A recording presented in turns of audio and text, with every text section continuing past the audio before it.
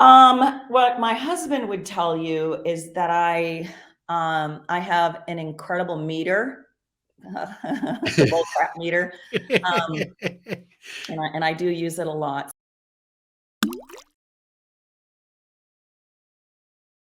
Guys, I'm super excited to introduce you to Linda Ginac. Linda is an entrepreneur that I've followed with great interest for a number of years.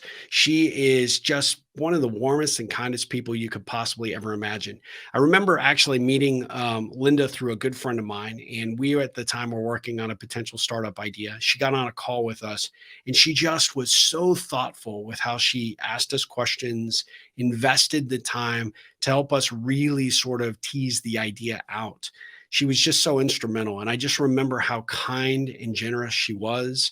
She has proven to be that. She's a phenomenal CEO and business owner, but she's also a big contributor to the Austin community. And I'm so grateful to call her a friend. So I can't wait for you to get to know her, hear her story, because I guarantee you're going to be inspired by all of the ripples that she is creating. So let's dive in. Well, Linda, welcome to the Ripple Effect podcast. How are you doing today? Very good, thanks. Good to be here. I am super excited. As you know, I've been a big fan of yours for a lot of years, and I think you're one of these amazing entrepreneurs that people are going to learn so much about. But what I like to do, really, before we kick off, is really get some sense of kind of who you are and kind of how you became who you are. So I always am a big believer in kind of the origin story. So could you share a little bit of your background and your experience? Sure, sure. So I'm a Boston girl. Grew up, in the Northeast and went to school in the Northeast. And when I got my first job out of college was working at a company called Digital Equipment. And I was like a marketing associate, pretty low level employee, like you would imagine coming out of college Yep. and, eager to do some great things, and ended up working there for about 8 years. Met Frank there, my husband, and he said, "How would you like to move to Austin, Texas?" And I thought, well, I don't know about that. And, took a leap of faith, and we came here for a visit, and he got his job. And I said, all right, I'm gonna change. And Yep. that was a little bit scary because I had been independent for so long, and to, put some faith in someone else it took a lot out of me. So Yeah. I moved here, and then I got my first opportunity here working for a startup, and they were in the backup archival and retrieval space within fintech. Okay. And they were selling basically hardware, and they were running service centers. And I joined and said, I think we could do this over the internet better. And we did, and they made a lot more money, and they ended up selling that company to Fiserv. And then I went to a company called PC Order, which in the day was, one of the great companies to Yeah. join. And Internet boom at that time, right? Yeah. gosh, it We're the was, first yeah, ones. you could pick your companies. Of somebody was having an Yeah. IPO every other week, basically. And Yeah. Yeah. we went through an IPO there, and that was incredible as well. Learned a lot. And another startup. So lots of different startups. But the last startup that I was at was the dot-com bust, the opposite of the rise. Yep. And we had several layoffs. And I think we had, I don't know, 500 employees at that time, and we got down to maybe 50. Ooh. And it was that last layoff. I was like, gosh, stuff, like I'm burnt out. Like, I Yeah. gotta go. And I've been helping people make transitions throughout. I thought, well, if I can market products and services, I can market people. Yeah. And Yeah. that was really the turning point where I went out on my own, started the Ginac group, and started providing career coaching services to people who were in transition. And that was really exciting. And I did that for 15 years. And then I did a train the trainer model. So once I built this career coaching company, I realized you need a lot of people to provide the coaching services. So Yeah. I thought, well, I'm going to create a program, and I'm going to teach other people how to do it. And then it really became, instead of individually focused, corporate focused, where they wanted us to create these internal career centers and staff it with career coaches, and provide resources and materials to managers and employees on how to make transitions internally. Yep. And it was really from there that the opportunity for TalentGuard really made itself apparent to me, where people were trying to make these internal transitions, and I was seeing how extremely difficult it was. And I thought, well, there's two reasons. One is people don't really understand the talent and the skills that they have. Yeah. And on the employer side, they didn't really know how to define jobs in a way that would help people determine whether they were a good fit or not. So started to take on the software that would do that.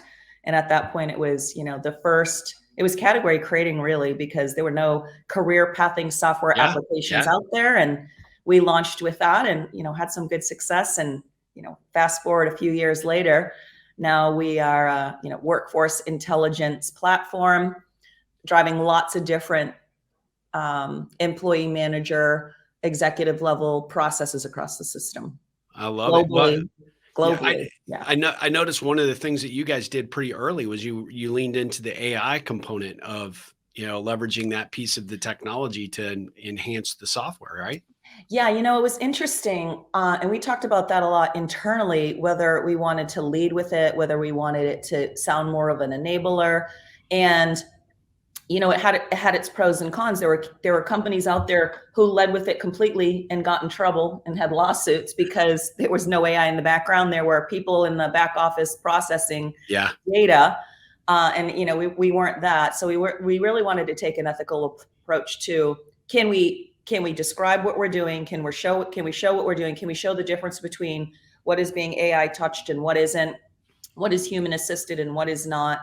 And so we took a more conservative approach, but it's served us extremely well because we could prove it, right? We could demonstrate the true value of having it and where the limitations are and the kind of data that is needed in order to train a model, and then show the ROI and the outcome of having it be AI enabled or AI human assisted or how it learns. And so we've been doing that, and having Frank lead that ship.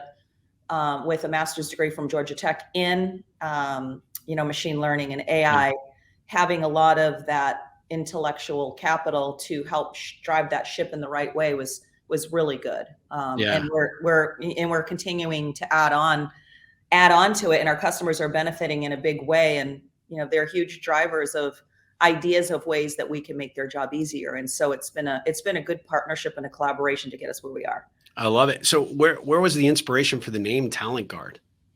Oh my gosh, you're bringing me back. So when I was making the transition from, I was handing over my career coaching business to somebody who was my managing director, having her run that because I knew that I had to build out a software application. So I needed to focus my time on that area. And we knew it was going to be something talent oriented. I didn't want it to be too career oriented because of the transition company. And it was my head of documentation and I locked in a room, just sitting there drinking coffee, throwing names up on a wall.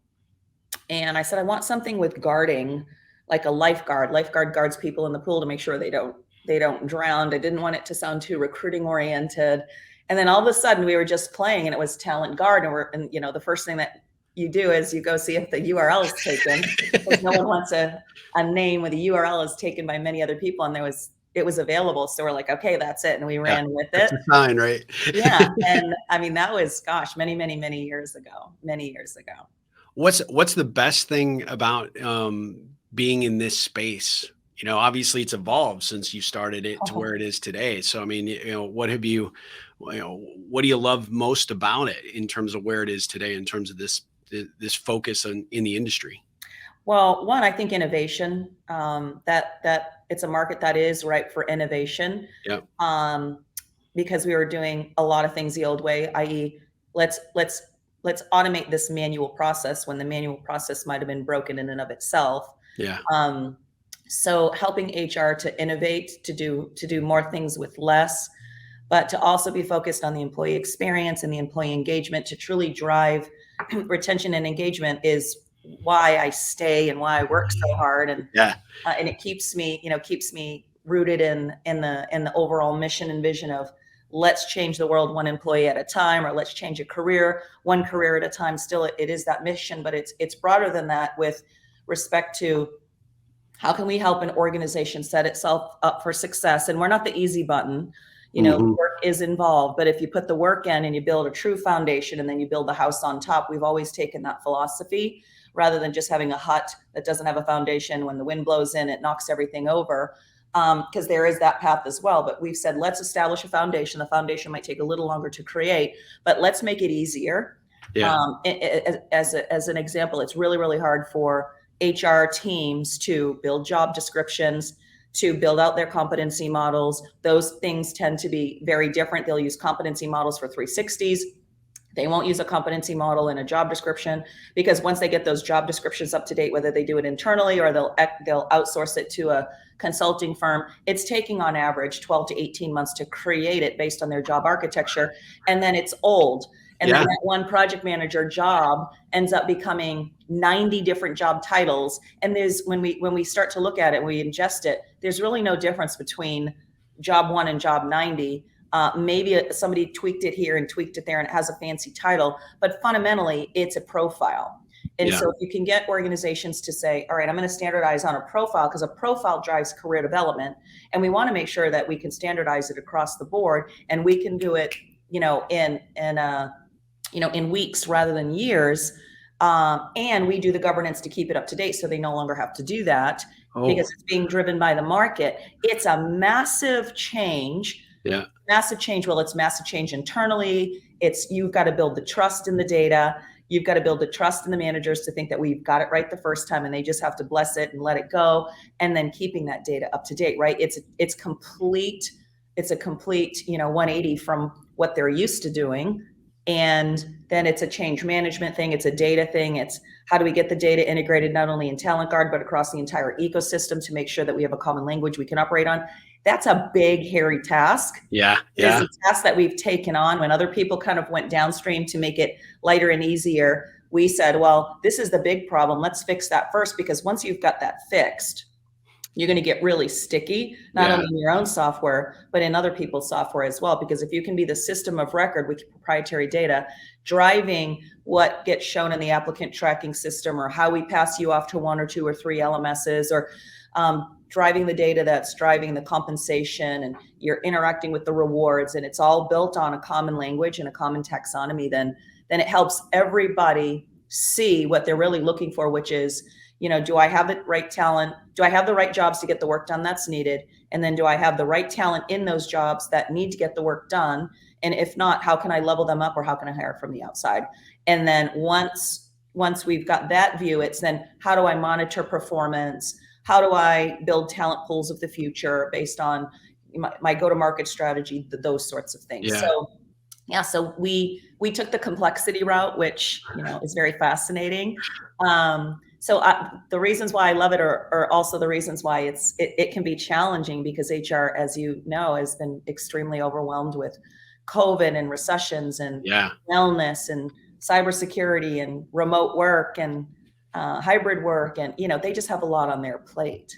Yeah, absolutely. Well, I was going to ask you, I mean, does that create more difficulty for you to get integrated into a company? Because I would imagine some of the HR departments tend to be a little bit resistant, because it's one of those things you don't want to admit you don't know what you don't know, right? Or you don't have the right things in place. But then you're also, as you said, going the complex route. So you're touching other elements of the system, where you're now integrating into different departments and different approaches. And there's, at least in my experience, obviously a lot of corporations, there's a lot of silo mentality and protectionism that happens within those fiefdoms. So how challenging is that? Yeah, I would say during COVID, it was extremely hard.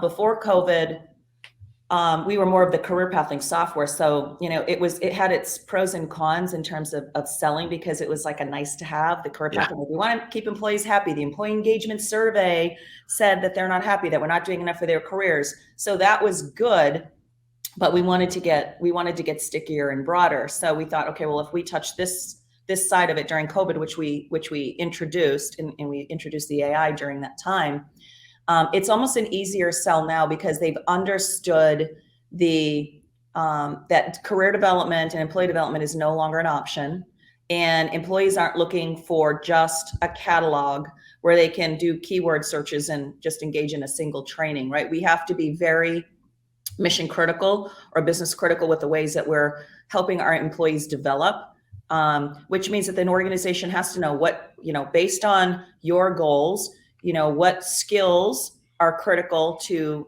meet those goals. And if those skills are critical, who are the employees that have them, or what are we lacking? We have to have that visibility and transparency into the workforce to understand if we're even capable of achieving the goals that have been set before us, because sometimes those goals are huge, right? Yeah. Yeah. So there's no way to do that at this point. You know, you're not going to get that, even though I love these tools, right? As a coach, the Myers-Briggs is not going to give you that. The Yeah. DISC is not going to give you No. that. The Hogan is not going to give you that. So you have to have a way to, on a continuous basis, understand the skills that are trending in the market for your industry, for that role, and understand the employees that have them. And then it's a constant leveling up, because that skill that you have may be tied to 40, 50, 60 different jobs that are important.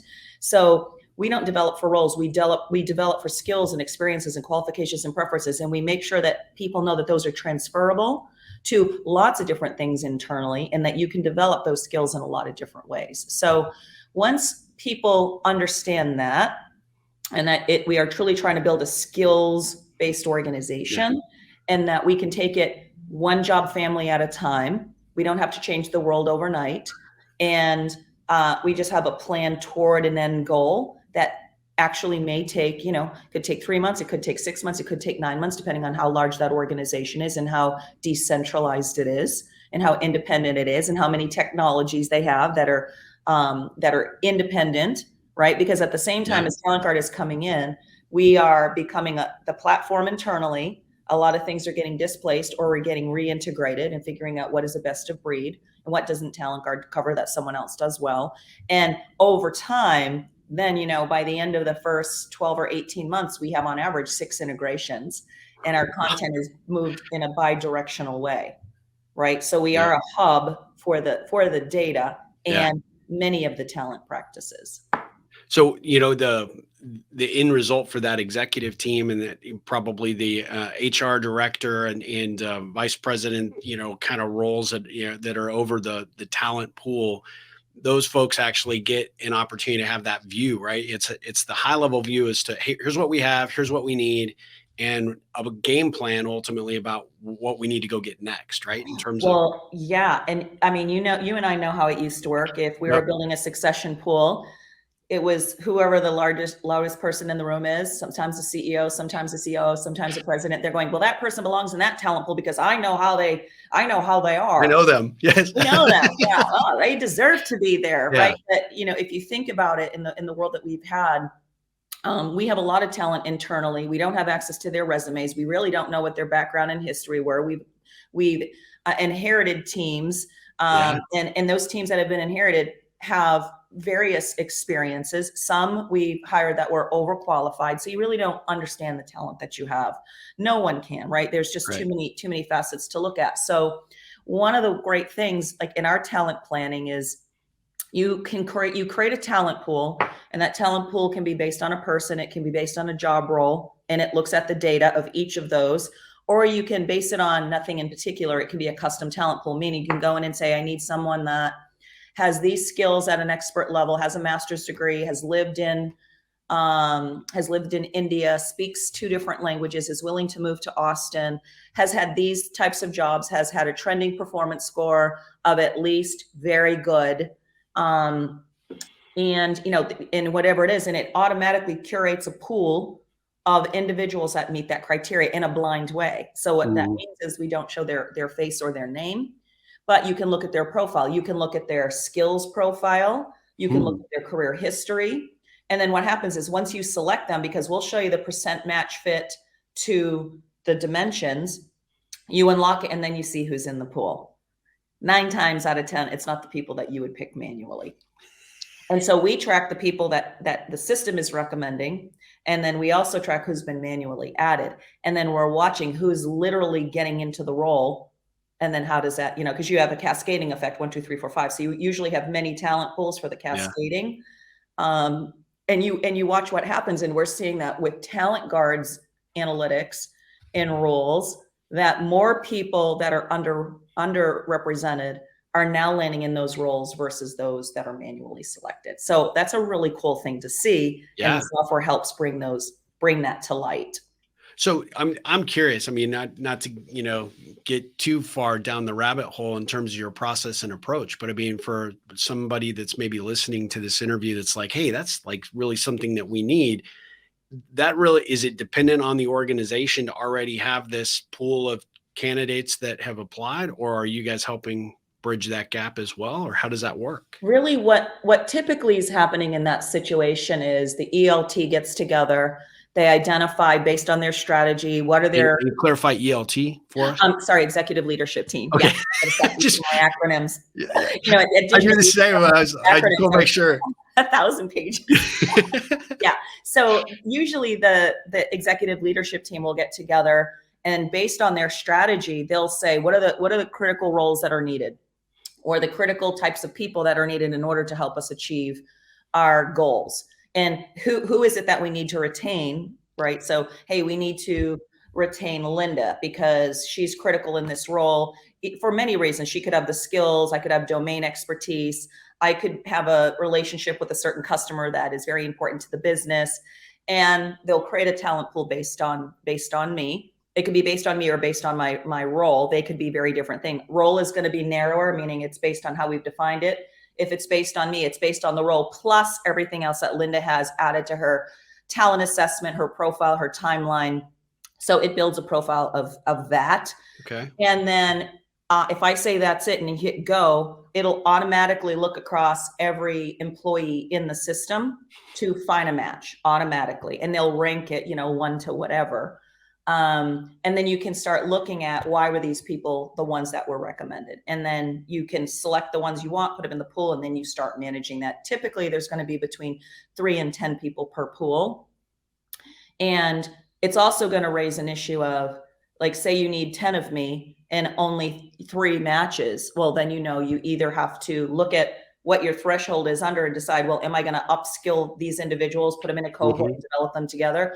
Or do I really need to hire from the outside, right? And you can imagine this would be very important in organizations that have been impacted by digital transformation, where they have talent shortages, where in any industry that you look at, you have roles going away, like insurance, and you have roles that are emerging, roles that we've never seen before. UX designer wasn't here before, 20 years ago, and now it is. We have a lot of roles like that. So what are those roles? Who's defining them? What are the skills needed for success? And so we're managing that process of, okay, if you have these roles and those are trending out, they're no longer going to be here in the next 5 or 10 years, and these are the new roles emerging. How do we begin to close the gap between the talent that you have now with the skills and upskill at scale for those new roles so that you are prepared? Because technologies are changing. You've got robotics, you've got automation, you've got AI and ML. People that are being touched by those transformative technologies and industries, their roles are being recreated to handle more data, to look at the analytics, to look at reporting in a different way where they may not have had to do that before. But because these processes can process so much more and at large scale, they're still human assisted at this point, right? So we still need people to do different things in different ways. And organizations need to be prepared for that. Yeah. I mean, I love Chorus. It's one of our sales tech stacks. Well, my team didn't know Chorus, how to use it, how to integrate it, how to read the analytics, how to get the intelligence out of it. We are having to upskill constantly. And organizations have to do that across the board. Yeah. Well, so if the talent pool internally, these pools that you're sort of helping establish, I love the fact that if you had, this individual that, we can't afford to lose, but you're sort of coming in and saying, well, we can hedge those bets a little bit, right? At the end of the day, we've got some folks that can slide in potentially that maybe we wouldn't have thought of otherwise, right? And the technology sort of brings that in. But if like you said, you're in an industry where, hey, I've only have 3 potential candidates and I need 10, how does that inform? Does that give their recruiting team a completely different profile and picture to go out and start to seek out potential candidates to bring into the possible pool? The recruiters would then gain access to the talent pool, and then once they identify candidates, they would plop them into the pool, and then they can start comparing them side by side. So that's got to be a killer app for the recruiting team. Oh my gosh. Oh yeah. Well, it's especially when you have that level of search and capability and you have keyword search on top of that, the recruiters use the tool first and foremost to see, do we have the talent internally? If not, then they go outside. And then once they hire, and it's still based on that criteria, right? We would then take that rec, push it out to the applicant tracking system. People would apply against that. And then once they get their short list and then they make their hire, those employees are automatically added to the pool. And then we know which ones were from our current supply and which ones came in from it outside. So then we can go, well, what does the ratio look like? And is that going to be a predictor going forward of a 70-30, 60-40, whatever that may look like? So we can begin to plan for that. Yeah. So I'm curious. So from the technology perspective that you guys have built out is, it's the technical and the tactical, the skill sets and capabilities that the individuals have. That's a huge portion because that's how the work's going to get done. But how does the soft skill elements of how well they interact, how well they communicate, collaborate with their coworkers, what elements do you have there that sort of help that? I mean, ideally, I'm all about trying to figure out what makes people tick in terms of how to get them to get along in the sandbox, right? That's what I do with the ripples. So at the end of the day, it's how do you guys approach that so that not only do you have the best talent that's coming in from experience level and skills and abilities, but also making sure that they're good humans operating with other good humans. You nailed it. It's human skills, and that's what we call it over here. And we look at skills in 3 different buckets. So you've got the human skills, which are typically your interpersonal skills. They're observable, right? And then you have your technical or functional skills. Those are the skills that you need to get your technical job done. Your ability to code in C# or your ability to run Salesforce or to close or to do good discos, right? You have those technical skills. And then you have the leadership managerial skills. And when we're looking at role profiles and we're building them out, we have a methodology. Like, for example, when you think about job grades, most companies have between 6 and 18 job grades, and your job grade defines your rank, your title scheme, your pay scale, and it goes from the lowest to the highest, right? We all have been there. When you get promoted, you move to a new grade level. Yeah. Well, typically when you're thinking about how do you think about jobs from a data-driven perspective across those job grades and across job families, we tend to look at the ones in the lower grades having more technical skills and interpersonal. And then in the middle, it's less technical, more interpersonal, some leadership. And then when you're thinking about the higher grade levels, VPs, directors, and the C-suite, it's more leadership and managerial, interpersonal skills and less technical. And when we're looking at role curation, because we build roles on the fly with our AI, we've trained it to look at that distribution of soft skill to leadership skill to technical skill, so that it's standardized across the entire organization and it's not lopsided. But we're also making sure that as people are moving up, that they're also focused on more of the interactions, because that becomes more important, as we've both climbed that ladder before. Yeah.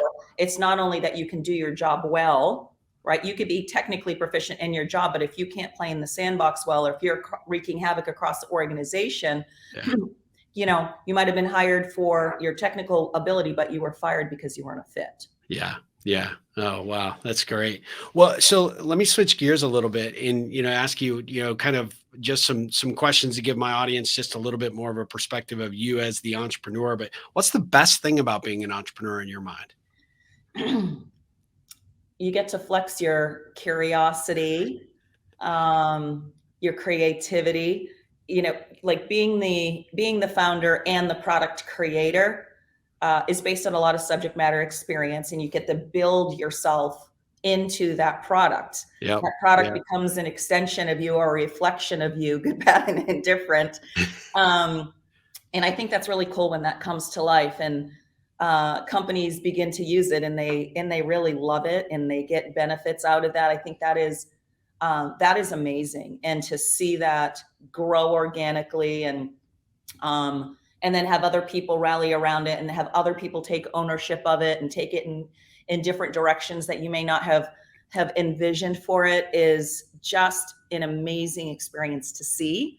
I think that's what I like best, is that, created something from scratch, and it's sticky and it's growing, and it's a category now, and people write about it, and and it becomes a category, and then you're in that category, and then you got the competitors, and then you're always like, well, how do I get higher? How do I get up in the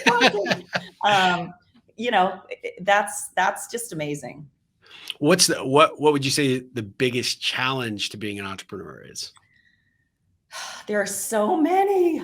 There are so many. You have to wear a lot of hats early on. Yeah. Early on when it's founder-led sales. So you're typically selling your first, 10 to 20 deals, and then you're evolving the sales story, and you're evolving the product, and you're making sure you got the use cases right. And then, you're making sure you can onboard the customers in the right way, because it does require subject matter expertise. And then it requires a lot of time to train people on all the configurations, so that can be daunting, trying to juggle scaling the company, getting the right leaders, because that's really difficult. Is hiring is the hardest, because your budget can only flex so far, and you want to make it last as long as you can while getting the right talent and growing as fast as you can. So that's always a huge challenge. It's trying to find the right balance between staying lean enough with your OpEx to not, choke hold the growth, but not have so much growth, which we've experienced, where it's almost impossible to onboard because you just can't hire people enough, because you haven't, raised the $100 million check yet. And so it's a challenge. It's always a challenge. Yeah. Our biggest challenge. Well, I mean, you're killing it. Obviously, you're doing a great job staying ahead of that curve. Obviously, as an entrepreneur, I mean, you just are such an inspiration. Well, let me ask you a couple of specific Ripple connection questions. All right, these aren't gotcha questions, I promise. They're kind of fun. But where do you find your inspiration? Oh gosh, I'd say my well is a little dried up at the moment. I've been working like 18-hour days. It's been a little crazy. But I do try to make time for working out. I'm an avid runner. So, I'd lost myself in not doing that. So I picked that up again, and I gain a tremendous amount of peace running with the music blaring in my ears and, sweating it out. So I like doing that, but I'm also still a mentor for young women in particular. And I do find a lot of inspiration through their eyes of reminding myself of what it feels like to be new, and to have that level of pure energy and excitement about, what's possible, and you're not tainted by all the things that can go wrong. And so I do enjoy that. It keeps me grounded, and it keeps me focused on why I'm here. I think that is really good. And I get a lot of inspiration from my team, watching them solve problems and do it when they're doing it in a way that doesn't involve me at all, especially when it's product related. I'm like, oh my gosh, they get it.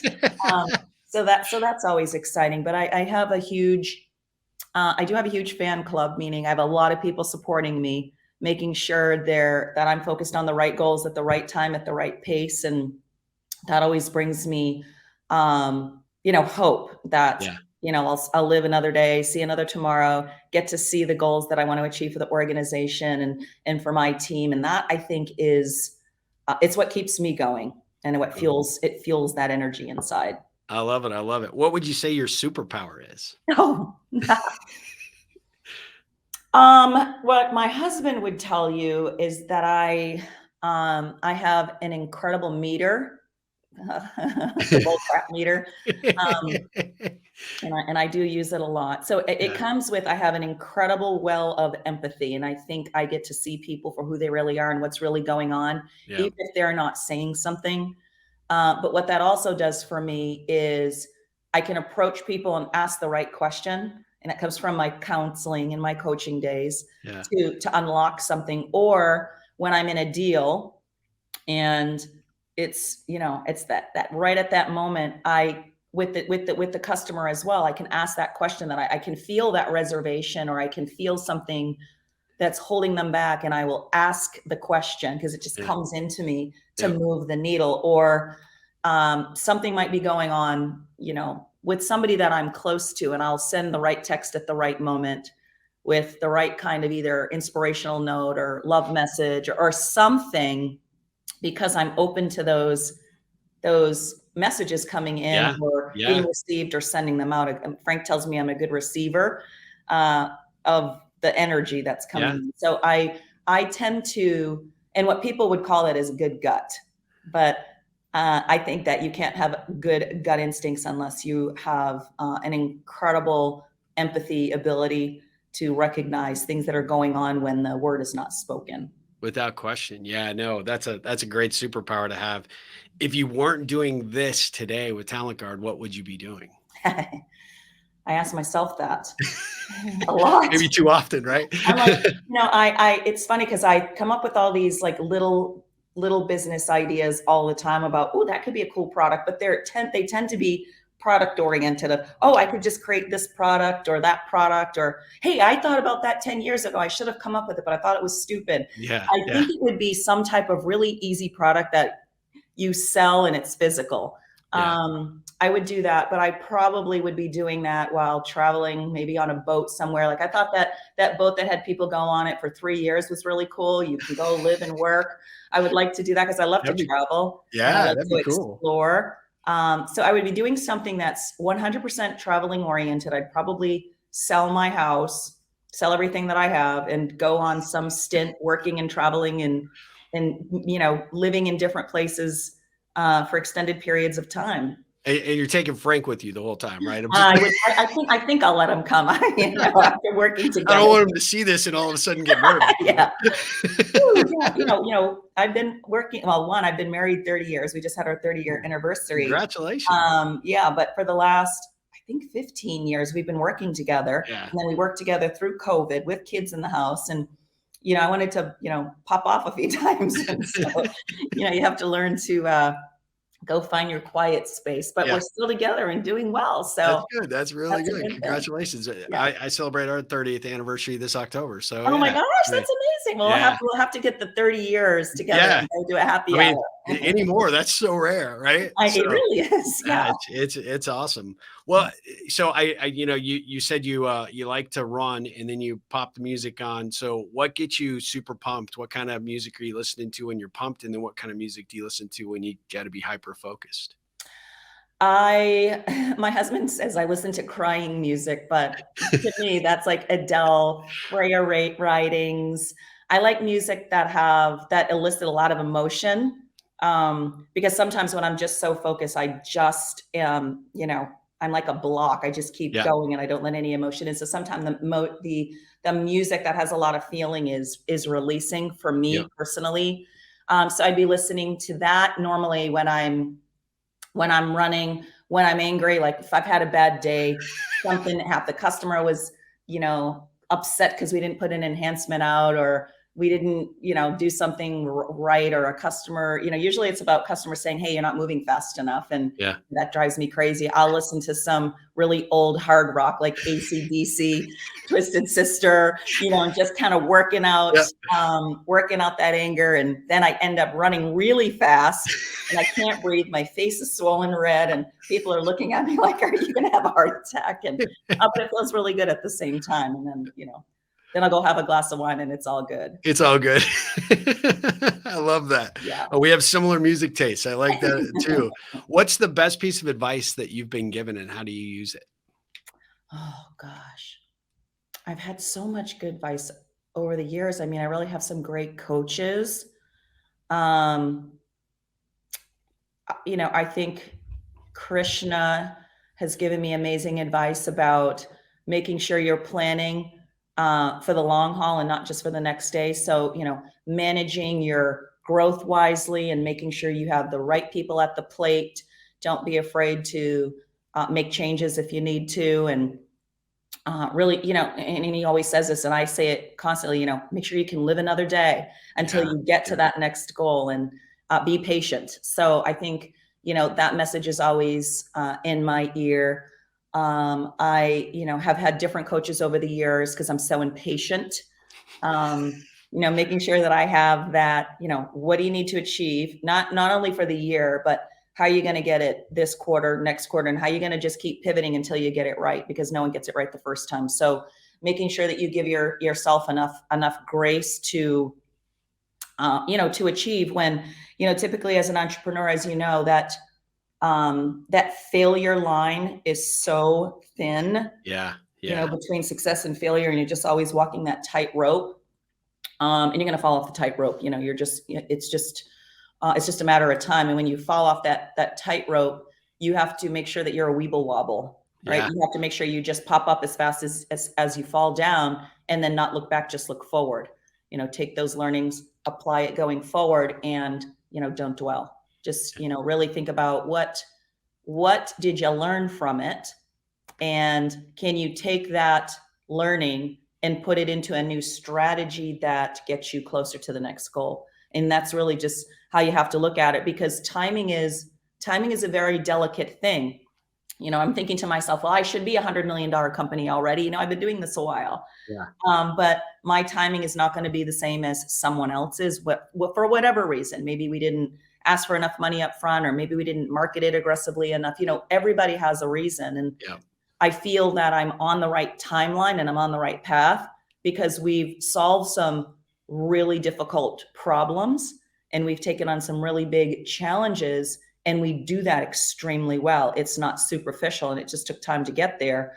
But now we can grow and catapult from something that's, to me, that's real, that's solid, that's repeatable. We can call it the same thing. We can sell the same package. It's not all over the place. And it's that consistency, not only in the sales process, but in the onboarding process and your product roadmap, that allows us to grow and to truly scale the right way without getting haphazard or sloppy. Yeah. You're definitely doing it. I mean, you are such an inspiration to me. I know people are going to be really curious about what you're doing, and will want to, certainly engage with you in some capacity. Although you might be limited if you're 18-hour days. But It's been crazy. yeah, what's the best way for people to learn about TalentGuard, follow you if that's something you'd like? If there's a social connection out there that would be worth making, how would they go about doing that? Awesome. So I would say, first and foremost, to learn about the business, go to our website, talentguard.com, because that has most of the information. If they want to learn about a lot of subject matter expertise, like I share that freely. YouTube is a great channel for that, because we put a lot of our videos on there. They're excellent. They're very, very good. Thanks. We try to help people do it themselves, or, get to a level of maturity where they can adopt software and think about the gotchas. For me personally, I love Instagram. It's not super personal. It's kind of a worky / Linda Instagram. So if they want to get to know me, like the things that I like, then I would say Instagram, and it's just Linda Ginac on Instagram. Okay. But that's what I would suggest. I love it. We'll definitely include this in the show notes, and link to the website and to your Instagram profile. But last two questions. What's the ripple effect mean to you? Well, I've known you a long time. I was there when you launched your books, and we're coming up with the ideas, and we were doing all those amazing networking events, which was amazing to be a part of. For me, it's like the pay it forward model in a way, right? I have been given gifts from other people that have helped me, and I like to help a lot of people along the way, and see them help other people along the way, and making sure that we're carrying it forward. I love it. I love it. Well, and last question is, what kind of ripple can I be looking to create for you? Oh, thank you. And I would say the same question for you. Thanks. If you are hearing of people that need better ways to engage their employees, engage their talent, help, add a layer of awesomeness to an environment that can be very challenging, right? Because people like to think about themselves and their what's next, and we help them with their what's next by leveraging technology and helping them figure it out. So any kind of company that is looking to add technology to power that internally would be awesome. Okay. Well, and how about me for you?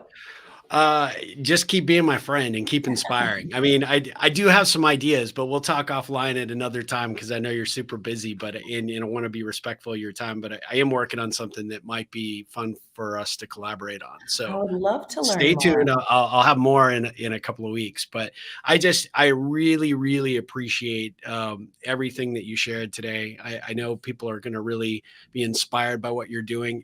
You are, I talk to a lot of people and you can see where the job is just the job. For you, your eyes light up, your entire body language changes with regards to when you're talking about what you do and how you do it, because you're so committed to being such a huge influence on the clients that you work with. And so those ripples clearly ripple out from you. And I'm so proud to know you. I'm so proud to call you a friend, and you're just amazing. So keep up Aw. the amazing work because you are creating such a huge difference out there. Oh, thank you so much. Gosh, I'm just going to be smiling like a Cheshire cat all day.